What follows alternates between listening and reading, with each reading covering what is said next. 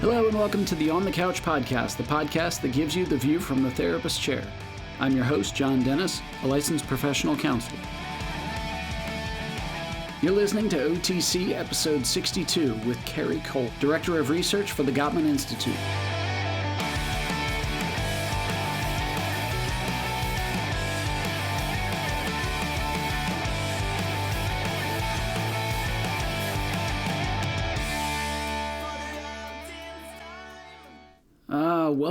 Welcome back, OTC listeners. Bringing another installment of the show to you. So I was just unbelievably just floored when I found out I was going to get to talk with Carrie Cole. So I think a lot of you know, if you've listened to the show much, that I am trained in Gottman counseling, and I really love just the Gottman Method as a whole. I don't want this entire thing to come off as just like a gigantic infomercial for the Gottman Method of counseling, but it just really appeals to me as a person and as a therapist. I know that there are so many people that have come before the Gottmans and are continuing to do amazing work in the field.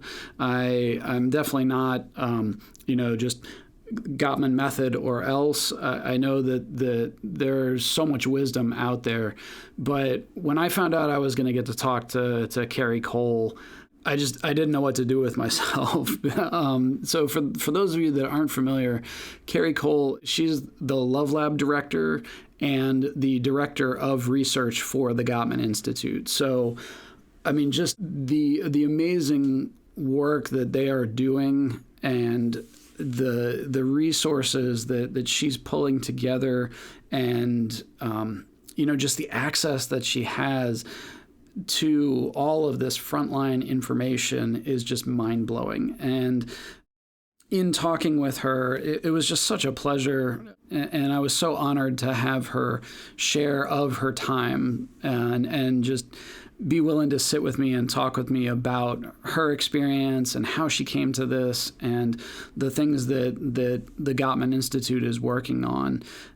So I've said, multiple times, multiple episodes that this last 2 years has just been amazingly difficult. And I've seen it as a practice owner. I mean, we just saw wave upon wave of couples that were seeking counseling. And for some obvious reasons, COVID. And I think for so many people, I had said all along, that a lot of our coping skills were taken away when everything shut down, and just like heaps of stress and pressure were just put on people, on families, on parents, on couples. And for a lot, date nights were gone. There was nobody to watch your kids anymore, or anything you would have done during date night was now closed. It put pressure on couples if they had political differences or differences in terms of their views on COVID or how to handle it, how to parent, how to juggle, the finances. And, I've said in multiple episodes and talked about this, but it just really impacted couples in a whole new way. We were seeing the effects of that. We saw so many couples that were, just grasping at straws and just barely staying afloat. And that's part of why I love the Gottman Method.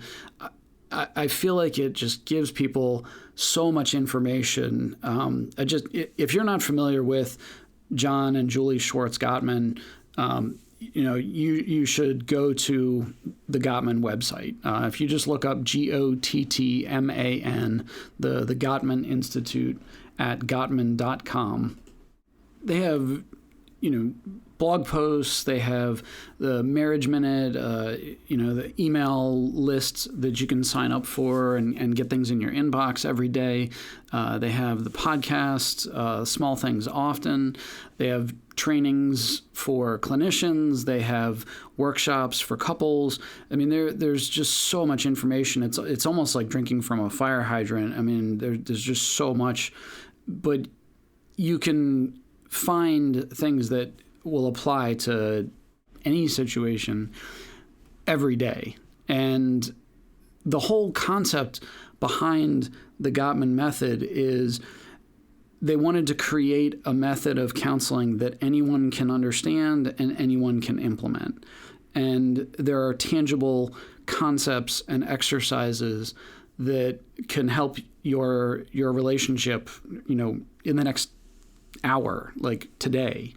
And that was part of why I was so excited when I found out I was going to get to talk to her. So I always say, I hope you take something from this.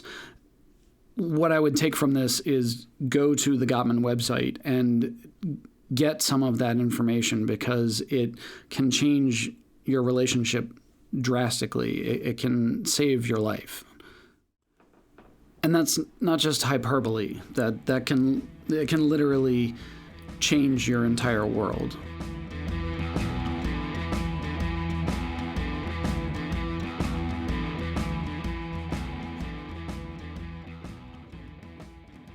Well, on the couch listeners, I'm honored to be with Carrie Cole here today, who is the director for research for the Gottman Institute. So, Carrie, thank you for being on. Thank you so much for having me. Yeah. Now, the research, I mean, is it still called the Love Lab? Is it? Yeah. It's the Gottman Love Lab, yes. And we are still doing research. Oh, yes. Still seeing COVID's put a kind of kink into that, but until COVID hit, we were seeing couples physically in the lab, and I would wire them up to the physiology, and we'd collect data on them and all that fun stuff. Yeah. So for the public, what is the Love Lab? Like, what does that look like? What does your job entail? Yeah. So it looks a lot like a therapy office, to be honest. So I do have a control room where there's several computers, and we wire people up to physiology and collect data through those computers. It's wireless technology now, so that we don't actually strap people into chairs anymore. Doesn't mean there aren't wires, but but they can walk around with these electrodes and sensors kind of wired up.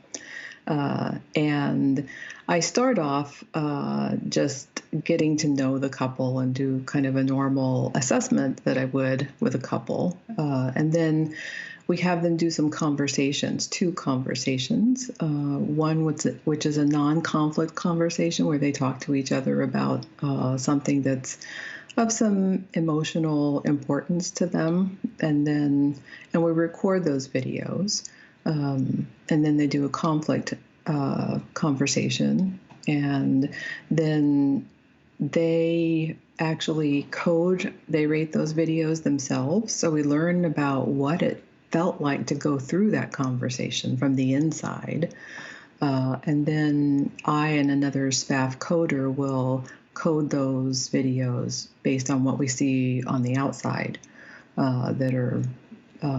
so we're listening to the tension in their voice, the tone of their voice, the kinds of things that they talk about. So we're coding on a lot of different codes. So we get a lot of information about what's going on both on the inside and the outside just during these two conversations. So for myself, I'm level 2 trained in Gottman, and Great.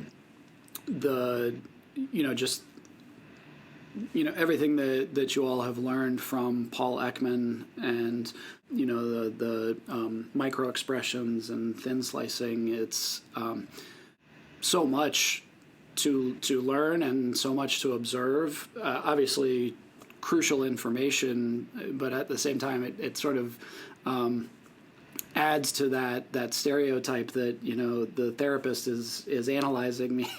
I think so many people are worried that like we're analyzing every little thing that they do, and a little bit you kind of have to make the observations. It points to a lot of things. Yes, but there is a difference between analyzing and judging. Yes, thank you. That is a huge difference. Yes, with the Love Lab and the Gottman relationship checkup. I mean that checkup is one of the primary tools that the therapist uses. So for those that are listening, the couple is sent a digital assessment to complete, and then that comes into the therapist to kind of show side by side all the different subsections. Now, that recently got a reboot to the enhanced. Can you kind of explain what couples should expect and what's changed? Yeah. What's changed is that there are now about a third fewer questions. And so it takes them less time to complete these questionnaires, which everybody's happy about. So what did we get rid of? We got rid of the redundancies. So sometimes it's like in one questionnaire, you were asked like kind of a real similar question. So we actually did away with some of those. And I kept them for my research end of it. So they're still there if someone goes through the research portion of this. They get the old questions. But we eliminated any questions that were not directly related to therapy, that were more related to the research side of things. Okay. And some that if they didn't have good validity, we got rid of them. Okay. Because we wanted this to, be beneficial to both the couple and the therapist, and kind of streamline it for everyone. Mm. There's something else that I'm sorry. There's something else that's really exciting about this new is that couples can take these questionnaires again. So they can take it like towards the end of therapy or at the end of therapy. They could take it anywhere, like, say 3 months later. How are we doing? Yeah, sort of like a pre and post. Yes, and it gives you a report, the therapist a report so that you can see the deltas about whether it's improved, this is improved, stayed the same, or gotten worse for this couple. So that helps you fine-tune your work with the couple. Sure. And is there any recommendation in terms of how often? You think of like a treatment plan, they often, like, oh, okay, you should, revisit the treatment plan and update it every 90 days or, yeah. Yeah, we didn't do that because sometimes, therapy is so individual for every couple. And we thought that it would be best for the therapist to make those decisions. And, sometimes you just think, maybe we ought to just reassess this, right? Something new has happened or they've gotten a lot better, but, things they've gotten a little bit stagnant, so how can we kind of maybe move things along? And that might just help everybody kind of refocus. Sure.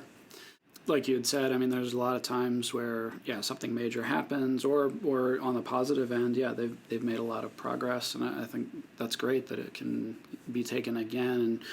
And yes, the length of it, I know for some people was they're just not used to taking an assessment when they enter into couples counseling, especially prior to the Gottman Institute. Yeah, extremely sadly. And I always liked what John and Julie talked about with, that's the buy-in. If I always say, if you can't take an hour or two to answer some questions about your relationship, then it's probably not going to go all that great anyways. Right. Yeah. What I've learned is that when people are really invested in helping their relationships, they want to take these assessments because they want help, right? Mm-hmm. And this really offers a lot of information in a short amount of time for the therapist to really provide the help that they need. So it gives the therapist a lot of direction. Yes. In which to go, right? Yeah, I mean, it's invaluable to me as the couples counselor because of all of the areas that it shows, and it was, obviously well thought out, well researched, the questions that go into it. The research end of things, are there others that you said you kept a lot for the research participants? Were there other questions that you added also? Or No, we did not add any other questions. Okay, nice. Yeah, I think when I first, I think right around the time that I got my level 2 training was right when they had switched from the paper assessment to the digital, and I was that was a very happy day for me. Yes, you were lucky. Yes, I was one of the lucky few, because I remember I think I ran to our office or to FedEx to print off multiple copies, and then I think it was literally 2 weeks later they rolled out the digital, and I was like, oh, thank God. It took about an hour to score those things, yes. Right? Yes, I imagine you can speak much more to it than I. It took a long time, so to have this kind of pop up. And there's a summary page for the therapists now that is really nice. It just kind of pops up that it's all populated for you, and it's in one page. So that's really helpful too, along with all of the comments at the bottom about what the couple has said. So nice. Yeah, very nice. Yeah, thank you. Thank you for all that hard work that you put in and rebooting it. So yeah, for your role with your experience, what are factors that you look for when you're observing, when you're doing some of that analysis? What do you look for in a couple why don't we start with, that tells you, okay, they've got some strengths here?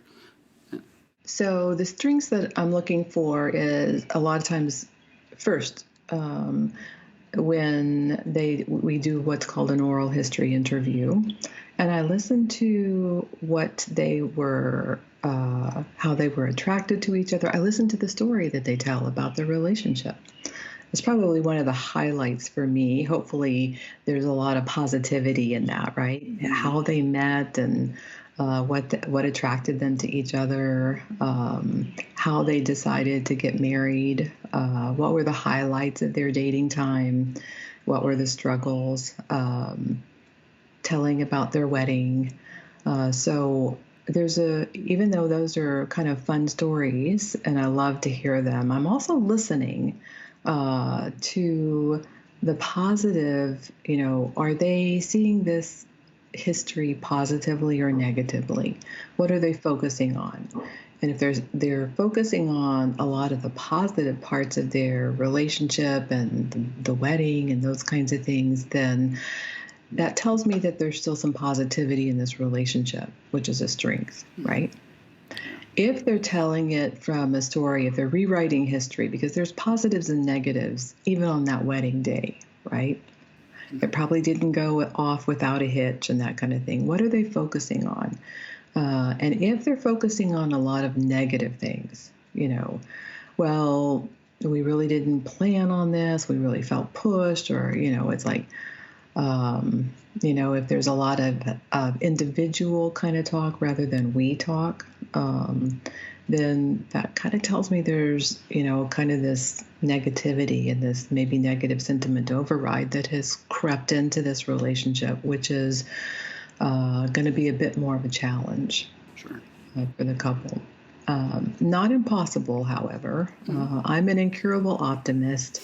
If they're willing to keep fighting for this thing, so am I. Yeah. So I'm looking at their friendship, right, and the strength of their friendship.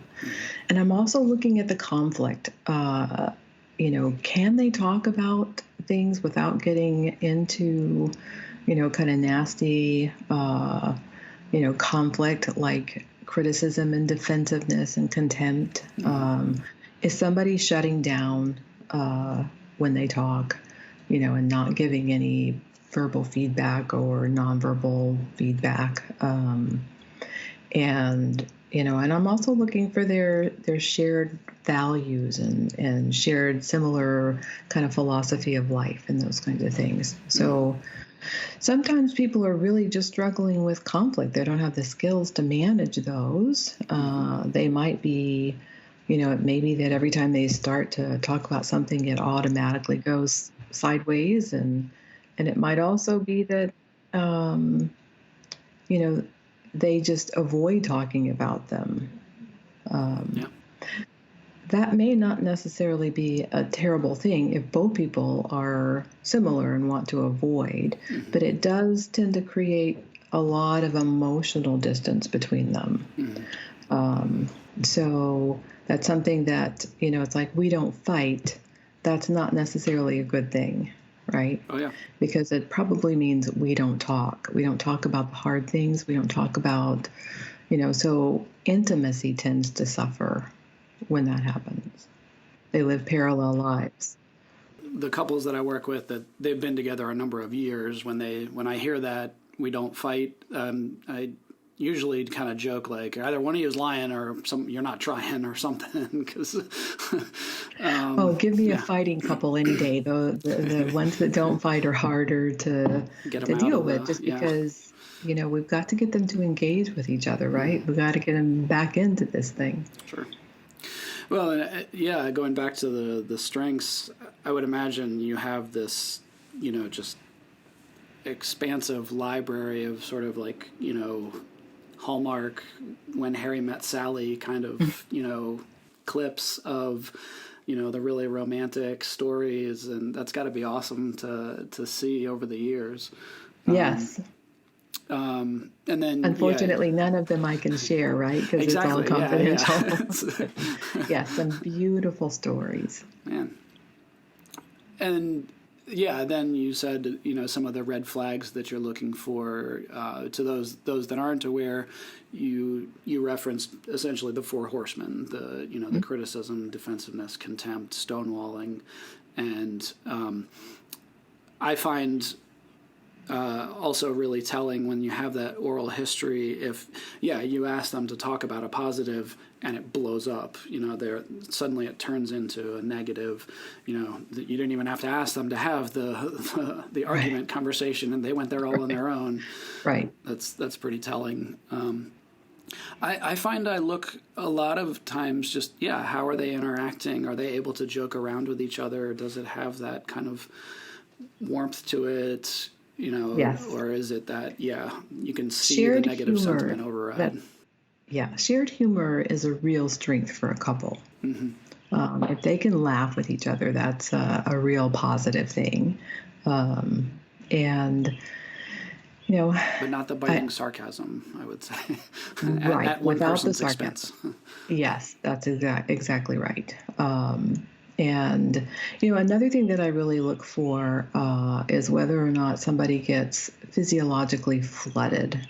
And by that, I mean their heart rates go up over 100 beats per minute, which is easy for me to see as I'm observing them on a computer screen. Sure, just got the biofeedback right there. Right, there it is. But when their hearts escalate, then we call that getting flooded, which means that there a lot of things shut down, and one of the important things that shuts down is their frontal lobes, which is where their logic and their communication skills are. So people go into either fight mode, flight mode, or they could go into freeze mode. But usually it's fight or flight. And so if they tried to talk, they couldn't talk in complete sentences. And if they, so it feels like they can't get their point across. There's a traffic jam in their head, and they just want to get out of there. I just need to leave this. So, that is something that I really look for, because it really impacts relationships, and people aren't really aware of what's going on. So I think that if we can educate couples around that, we're going to be helping them just a whole lot. And I would probably throw in, as you were talking, I was thinking of like kind of cue Dan Siegel teaching the like flipping your lid, Yes. that hand brain model. So yeah, a lot of times I'll have people look up the Four Horsemen video on the Gottman Institute and look up Dan Siegel's hand brain model video. So yeah. Yes. Beautiful. Yes. Have you found, I mean, I know you were kind of joking about, now the biofeedback is more wireless in terms of technological advancements with Apple Watches and Fitbits. Do you find that that's helped in terms of the emotional flooding awareness? It has. If couples are aware that they need to check their heart rates, and doing a lot of therapy online, I usually ask them if they have one of those devices, or they could get a pulse oximeter, which is, you can do that like for $15 or something like that. Hopefully one that has an alarm on it. Set it at 100 beats per minute, and if that alarm goes off, we have to stop talking. So checking in with them and seeing what their heart rate is, I think is really helpful.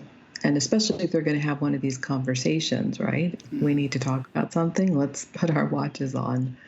The hard part is getting them to stop talking if they hit that. That's right, because people think that they can continue. It's like, I can still talk in complete sentences, yes, but there's a lot of damage being done. Yeah. Yeah, I often equate it to the drunk driving, the analogy of like most people don't carry a breathalyzer with them, and you're usually just going off of feel of like, oh, I've had a couple of drinks, I only feel this bad, I think I can make it, Same kind of idea. Like, Correct. We really should call time out and get away from each other, but we don't usually, unfortunately. Right. That's protecting the relationship if they do. Yeah. Yeah, during COVID, I mean, you spoke about the impact, and are there specific trends or, things that you've seen emerging from the research even prior to COVID or during? Yeah, what can you share from that? So I haven't done any direct research on COVID and the effect of COVID on couple relationships. We're self-funded, so there's just a limited number of studies that we can do. But I have read some peer-reviewed journal articles on the subject, and the result of those is that almost everyone is struggling. Even, strong relationships are feeling the stress of this. People have been cut off from their support systems. There are, dual career couples who have had to take over, both teaching and daycare duties along with their job duties, or they've lost their job and they're really struggling financially, just freaking out about how they're going to make it. There have been, partners who are older. Maybe one partner is in a nursing home, and now they haven't been able to even see or touch that person for almost a year. These are really, horrible circumstances for people to endure. Sure. And so there has been an increase in domestic violence. There's been an increase in divorce. There's been an increase in extramarital affairs. And that's not surprising, given that you put these people in a pressure cooker, right? Sure. You throw in COVID, you throw in a lot of the political and racial tension over the last year. Right. I've worked with a lot of different couples, some that are, part of the BIPOC community, either both partners or it's multiracial couple. Just so many things that have, like you said, that pressure cooker that just, they don't have anywhere else to go or anywhere else to turn. And, Are there things that you typically point to during this time or any other of, these are some of the concepts you really want to to try to put into place. Obviously, we've talked about the 100 beats per minute, and Yes.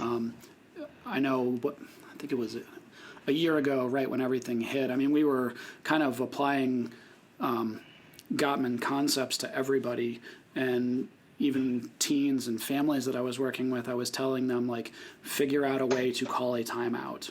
Yes. And define what that is. You know, if you have a 14-year-old, maybe that's, saying, like, look, you can't just go for a walk in the middle of the night, but you can do this. You're listening to OTC episode 62 with Carrie Cole, Director of Research for the Gottman Institute. We'll be right back after a brief word from our sponsor. So you just had a fight. Now what? In the latest program in the Gottman Relationship Coach, Doctors John and Julie Gottman will guide you through the science behind conflict and what you can do to course correct.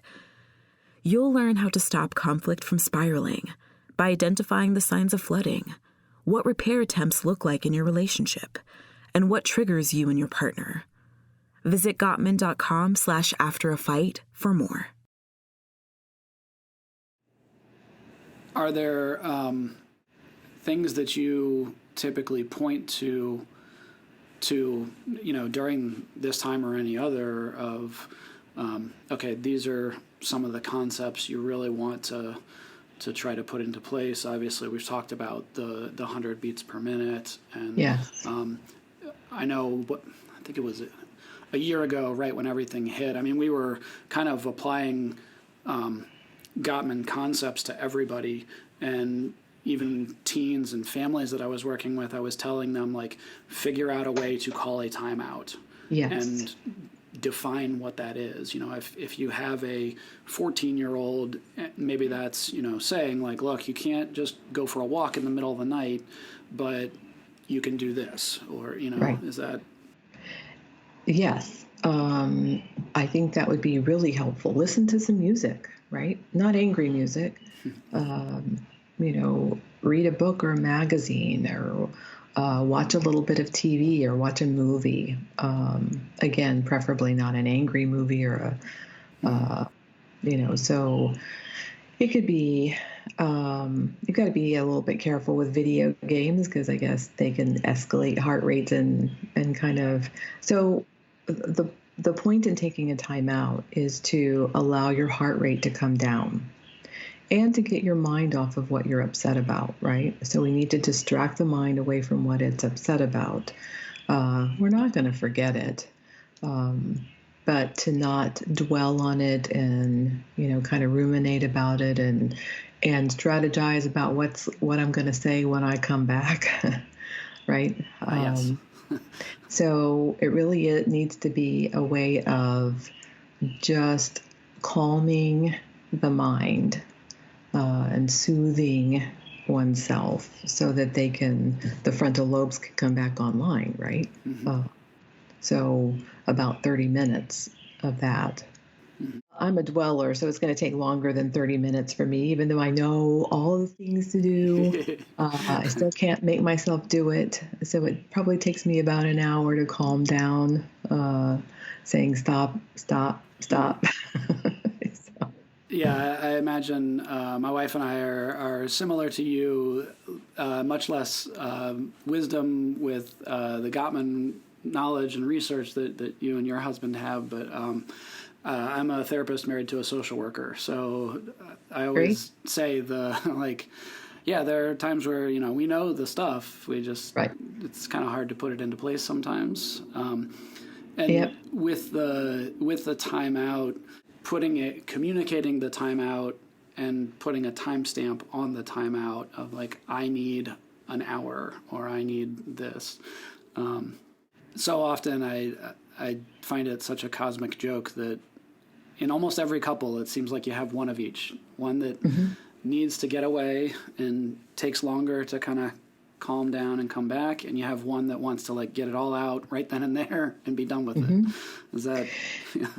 Yeah, it's probably true for many, many couples. I like to tell them, for the partner that needs the longer time out, For the partner who wants to engage and talk about it and repair, it's like a punishment. Their time away is like a punishment for this person, right? So we don't want to just do that indefinitely. And we want to check back in, and let this partner know, I'm not abandoning you. I just need a little bit more time. And keep checking back in, with each other. The other side of that coin, I think, is making sure to come back to the game after you've called timeout. A lot just call timeout and then sweep it under the rug. So. Right. If you want that timeout to ever be honored again, that person needs to know that they're going to get some of their needs met. Like, you're going to take the timeout for a certain length of time. You're going to check back in with them and re-engage with them. Mm-hmm. Otherwise, it's almost impossible for that person to honor a timeout again. It's like, I know what's going to happen now. I'm going to be punished for 3 weeks, and I can't stand that. Sure. So, are you able to share any of the research that you're focusing on now? Or are there certain projects that you're working on? Yeah. We have 2 projects currently underway. One is in conjunction with Florida Atlantic University, Dr. Paul Peluso's team. He has a doctoral student, Taylor Irvine, who is working on the effectiveness of affair recovery. Wow. As you know, we have an affair recovery protocol that we have been teaching, but we'd like to know if it's actually effective. Mm-hmm. So we have been working with certified Gottman therapists who have been trained in this method, and they are taking couples through this method. Now this is the 3 A's? Yes, atone, attune, attach, yes. There you go. And so we are going to see how effective that protocol is in affair recovery. So it's currently underway. And couples who have experienced an emotional or a sexual affair and who have not received other treatment are eligible for this study. Okay. So, the bad news is that there was an affair, right? Sure. And unfortunately, we are not able to cover the cost of the therapy. So, since we are we're self-funded, and that really basically means that the therapists are doing this, they're doing extra work on behalf of the research because they believe in research and because they want to help couples in the future, right? Find out what works so that we can come up with the best, most effective methods for future couples. And couples are, we're offering them the research, the RCU.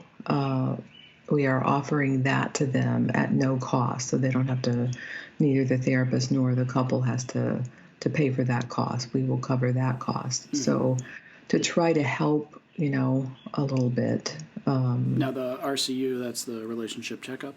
That's correct. Okay. Yep. Just want to make sure.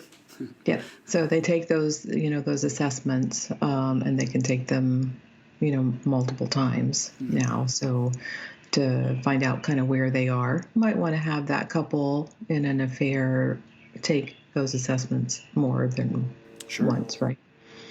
And we're also looking at the effectiveness of Gottman Method couples therapy for just all couples. So it's similar, but they don't have to have an affair to be eligible to participate in that study. So couples could participate in those studies as well. And the same thing holds true. They don't have to pay for the questionnaires, online questionnaires, but they would have to continue to pay for the therapy. And the therapists are providing the therapy, and we're asking them to jump through some extra hoops. Sure. And they're doing that at just out of the goodness of their hearts. Well, again, for the research, for future, for the community. Right. So if couples that may be listening are interested in participating, how would they get in touch? How would they make contact? They could go to our website, which is Gottman.com. There's a tab that says couples, and then under the couples it says participate in research, and both of those links to those studies are there. And that will send an email to whichever team is working on that project, and they will get in touch with that couple from there. Mm-hmm. And that's Gottman for any. I mean, so often I take it for granted because I'm at this point I'm like, okay, if you haven't heard of the Gottmans or the Gottman Institute, like where have you been for? But I do still run into people that are like, what's ADHD stand for? So yeah. Yeah, but I'll include that for the show notes and everything to make sure people can get to it. So yeah. Great. Yes. Yeah. Go ahead. Well, yeah, I was going to say, I mean, obviously both research projects very important, but that first one, I mean, you know full well how damaging that is, how relationship ending that can be, and for some that it doesn't end their relationship, but it essentially dies, where they're never able to move past that. It's sort of the elephant in the room always. Right. Yeah. Yeah, the good news in that, and it's been some of the most rewarding work that I've done. It's not easy and it's not quick, but it has been some of the most rewarding because couples have been able to come through that and create a new relationship. Mm-hmm. It's a different relationship, but it's a more honest relationship. Sure. And so I think, if someone needs to get out of that relationship, I certainly would not judge them for doing that. People need to take care of themselves. But when both parties really want to work through it, then it can be some really rewarding work. Well, and again, I think with so many things in, just the Gottman Method, I often think of, I always reference the joke Zig Ziglar used to tell of, mom and dad never talked about money or sex. We thought they had neither. Turns out they had both. And that idea that, people just weren't taught. So how do you work through this? What do you say? Right. And especially that, the attune, attach, that model is how to do that. And for so many, it's sort of rejuvenates them. It, like you said, that opportunity to rebuild a relationship. I have couples that I've worked with that if they didn't tell you that that's what they had been through, you wouldn't know it. They were doing so well and had learned so much and made so much progress. And then on the flip side, couples that, looked just so chaotic and dysfunctional, but so again, I can really speak to that model and how effective it is. Mm-hmm. So I did want to. I have a couple of listener questions that came in. You up for Sure. one or two? You bet. So the one that came in is Sarah, and she is out in Garland, Texas, and it says, if you had an adult child who was planning to get married in the next year, what would you point them towards as premarital resources or concepts to help prepare for that? Yeah. Okay. Gosh, so many. There's a couples workshop called The Art and Science of Love. And you can get it online, but there are also, the Gottman Institute offers it several times a year. My husband and I do that, and we're doing them virtually, actually. And another married couple does it as well for the Gottman Institute.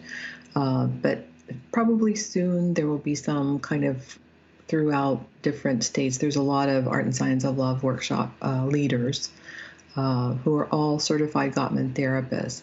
But it's a weekend, and you just focus on your relationship. Focus on friendship, focus on using some of these conflict management tools.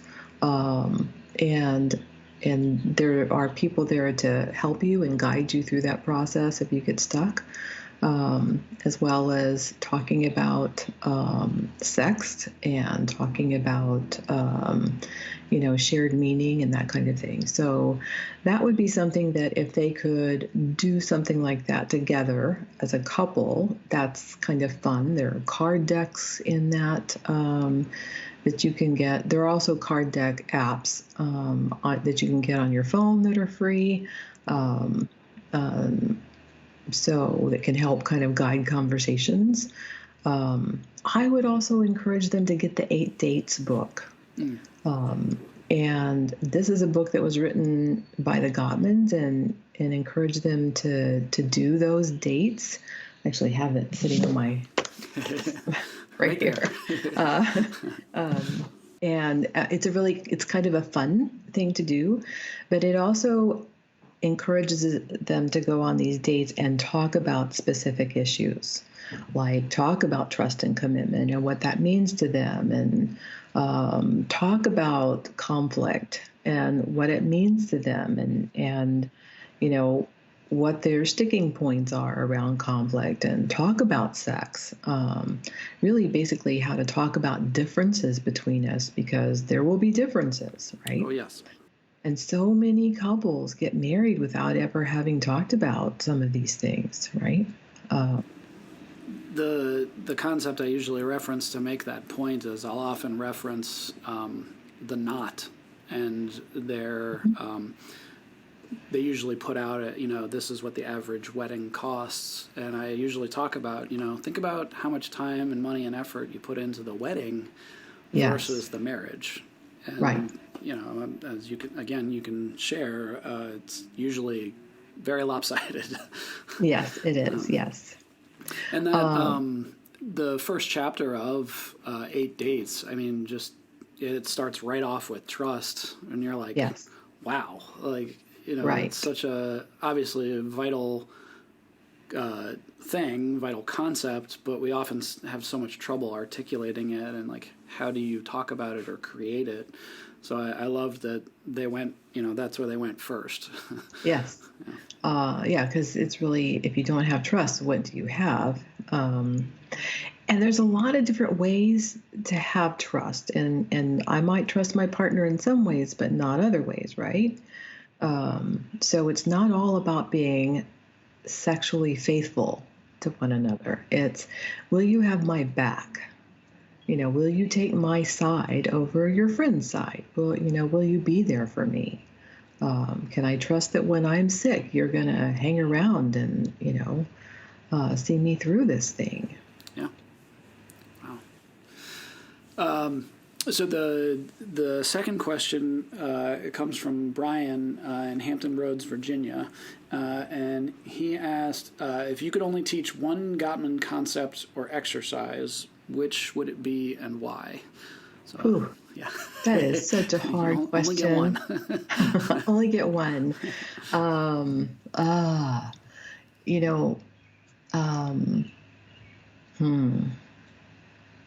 I'm going to say an exercise. Well, it's really a little bit hard. So one thought that I had was about the 4 horsemen.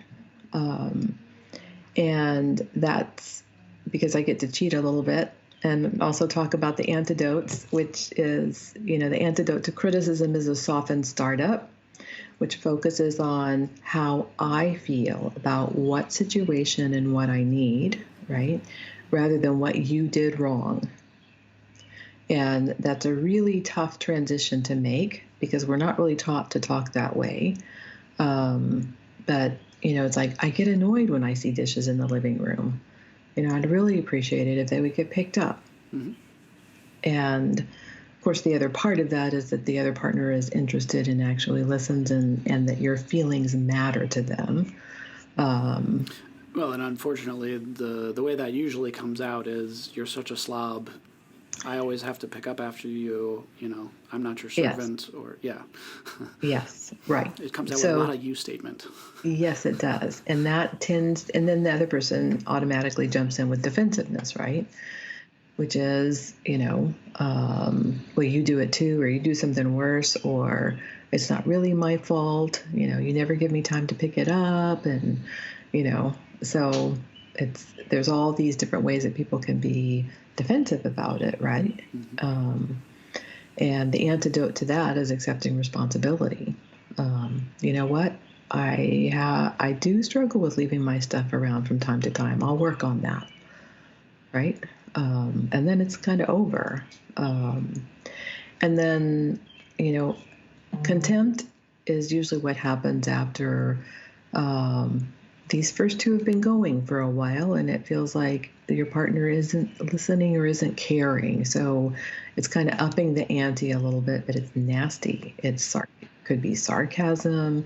It could be name calling, like you did. You're such a slob, but it really has a real barb to it. And it's also kind of has this air of superiority to it, right? So it's any way that we tell our partner, I'm better than you, or you're defective. And so the antidote to that would be you could do another soften startup, but it's really talking about what you need. So instead of you're a big fat liar, it would be I need complete honesty and transparency here. And then the stonewalling part of it is the shutting down and not talking.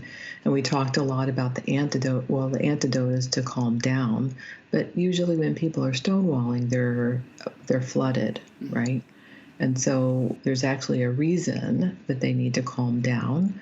But to call a timeout and say, I need a timeout.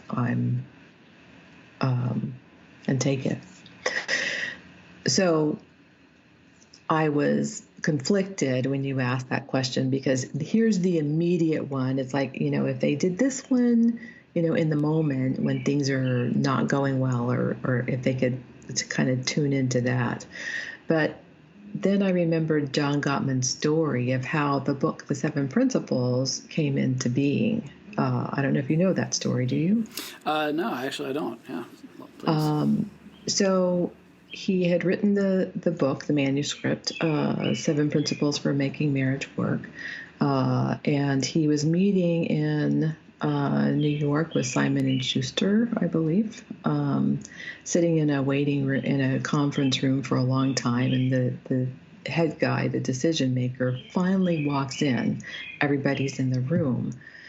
And he doesn't even sit down. He walks straight up to John and he says, tell me one thing that's going to improve my marriage. And it was like, at that point, it's probably about 30 years of research. He's supposed to pick one thing, right? It's like, and he said the thing that popped into his head was, know your wife's dreams. And the guy turned around and left and went straight to the elevator. And John said, well, I guess that didn't go well. And the next day, the guy called him up and he said, you've got your book deal. Because he went home and he walked in the door and he asked his wife, tell me about your dreams. And she said, I thought you'd never ask. And they spent the rest of the afternoon talking about her dreams. So knowing each other's dreams, can really kind of help you tune into them. So that's hard, right? So which would I choose? I'll let you have the two. Okay, thanks. Well, yeah. Also, I love that story because,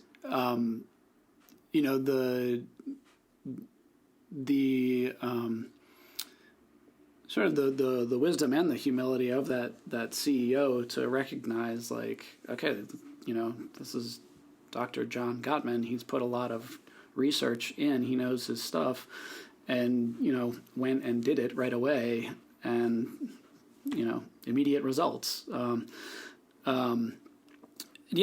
again, so many couples that, oh yeah, I know what your goals are, or your bucket list, or things like that. And sometimes we think we know and we don't. We haven't talked about it in a long time. Just the act of, like, hey, let's talk about it again.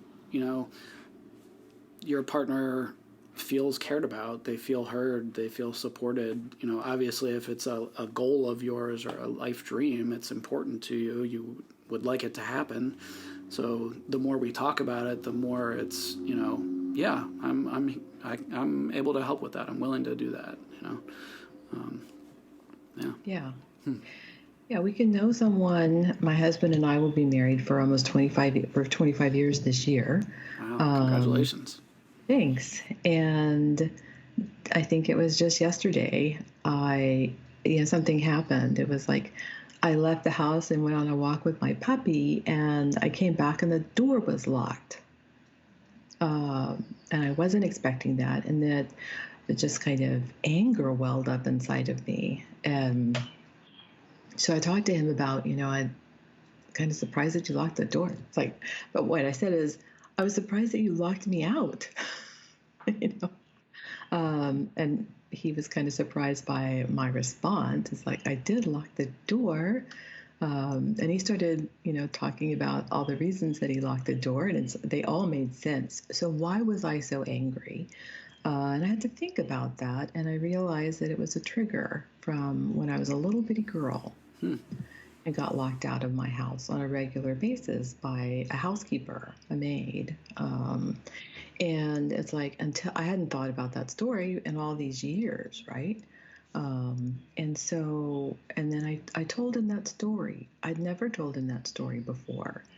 So we can know each other for a long, long time and still never know all there is to know about each other, right? And thank you for sharing from your own experience. I mean, you're what I imagine you're referencing is that aftermath of an incident exercise, where I imagine for you and your husband, it's a lot faster, it's a lot easier to get through well, I felt this, and it connects to this trigger, and this is the story of why, and but that obviously comes with the knowledge and the practice over that time of, like, being able to get through those a lot quicker and a lot more efficiently. Right. And the awareness that we need to do so. Yeah. Quickly. Yes. So often I find we don't do hardly any of the steps of aftermath of an incident naturally. We jump straight to the problem solving and then just repeat the 4 horsemen over and over and over again. That's correct. Right. Yeah. Yes, we don't understand why our partner is getting so bent out of shape over this small thing, right? Yeah. You're being too sensitive. You took that the wrong way. Right. Exactly. Of course, I had to take some ownership of why I did that, and do some introspection about, what is it about this locked door that just infuriates me? But I was locked out all day long. Yeah. So. Wow. Yeah. Well, and to listeners, I always try to warn them, if you're going through the aftermath of an incident and you're getting to that, tell the story of that trigger.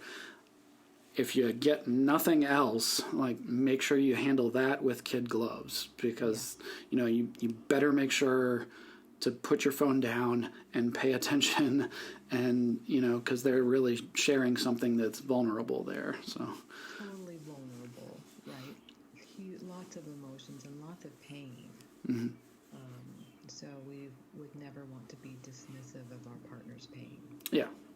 Or they will not share it again. That's right. Yeah. Yeah. Okay. Wow. So are you able to share any spoilers of upcoming research, things that you would like to focus on, or and kind of give you the floor. Things I want to focus on. I don't know that when we'll get to it. So one of the things that we do is marathon therapy. I don't know if you've ever tried that, but it is 3 days with the same couple.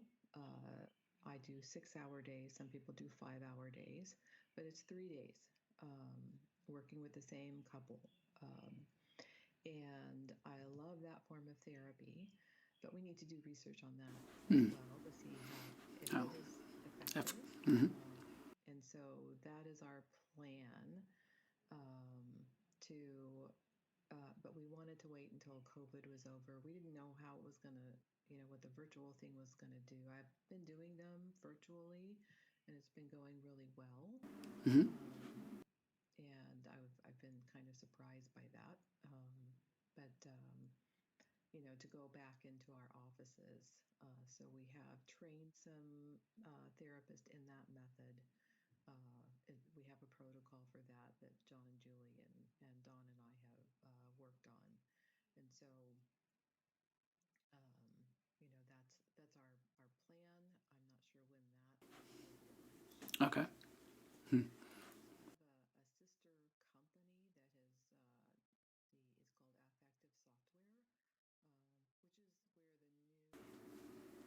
The enhanced. Yeah.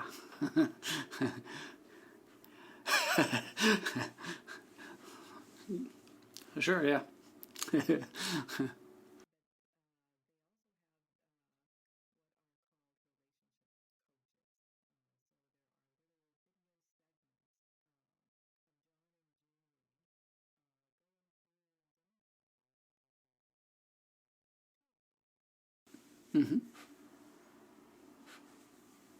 Nice.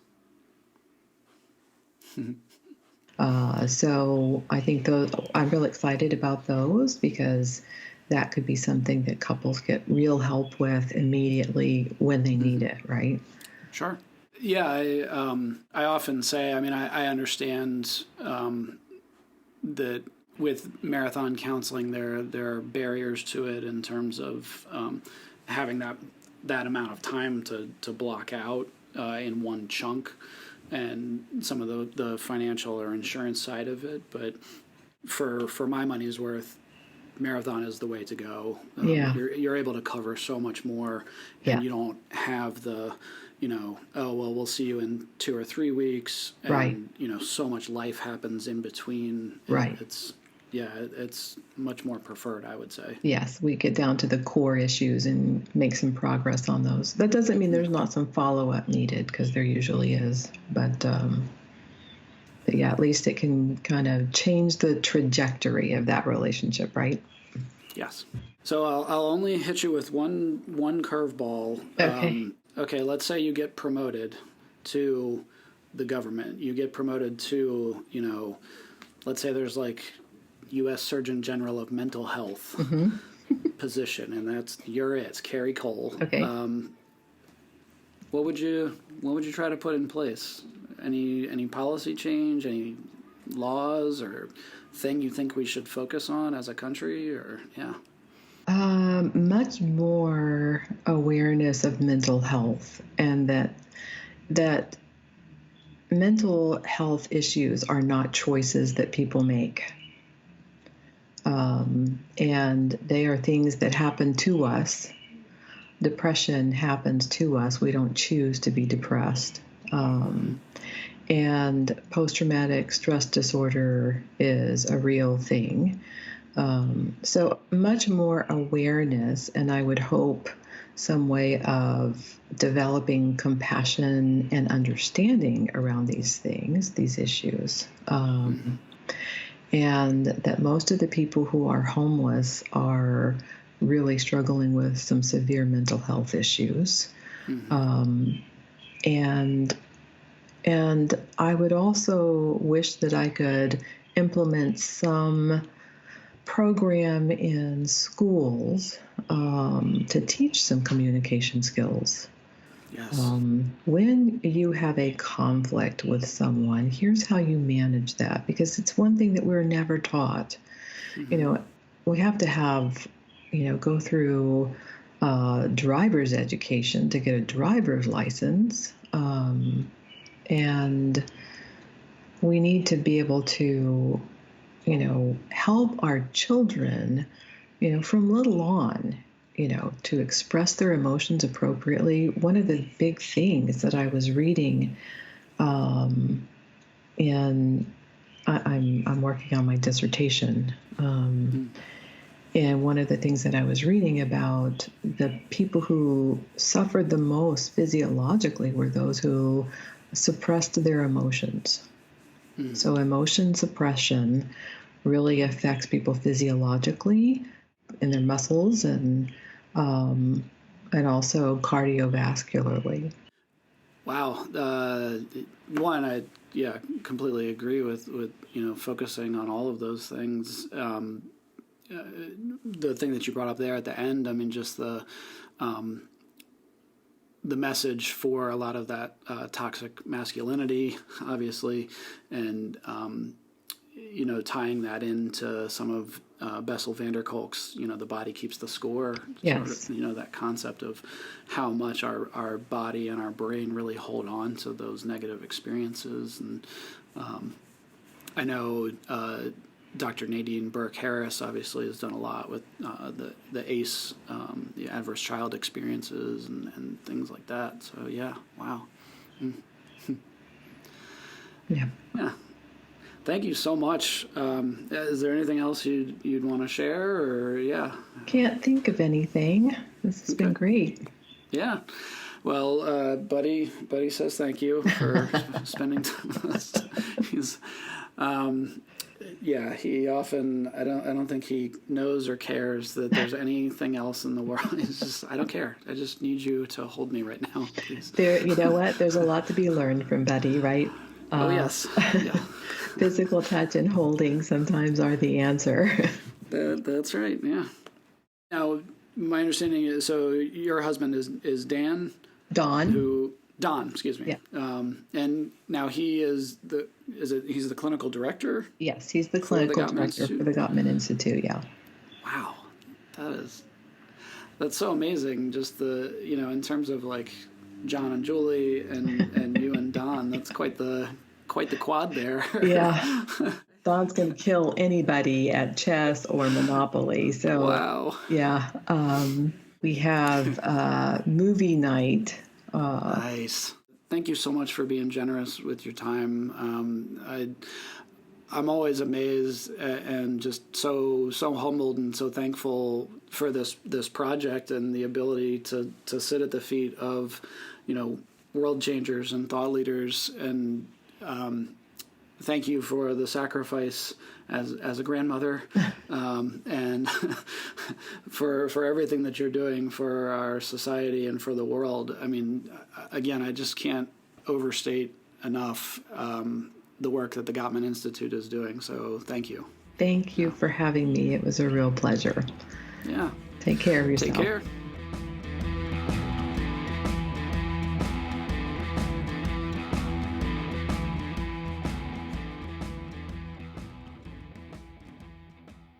Well, there you have it, OTC listeners. Yet another episode.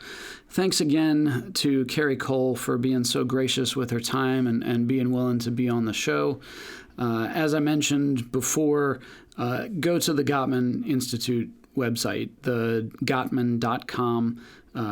Listen to the podcast, get one of their books, sign up for one of their workshops. It will really drastically improve your relationship. So I wanted to end with just kind of rolling out a couple of teasers for upcoming episodes. So I've been so honored in all of the seasons, but I feel like it just keeps going. And in this season, I'm really excited about some of the other episodes that we have coming up. So just to highlight some of those, I get a chance to interview Joe Sanok not once, but twice. If you heard me back in season 1, episode 10, interview Joe Sanok about his TED Talk on vigilance decrement.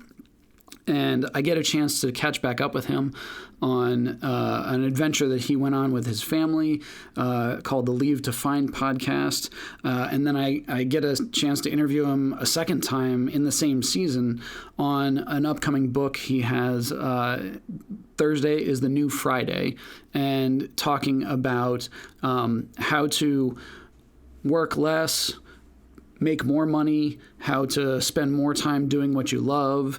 And I was so stoked to get to talk with him about both of those concepts. I was very jealous to hear that he was coming out with a book, but also that he and his family went on this RV adventure across country.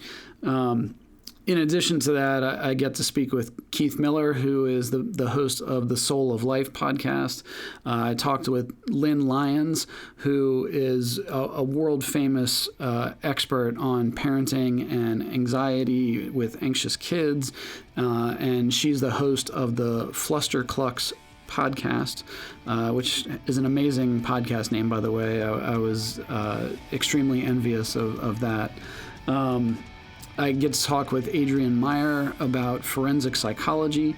I get to talk with Catherine Ramsland, who has written something like 68 books, a lot of them on criminal forensic psychology, and we focus on the difference between serial killers and spree and mass murders, and just a lot of the events that have been happening throughout our country.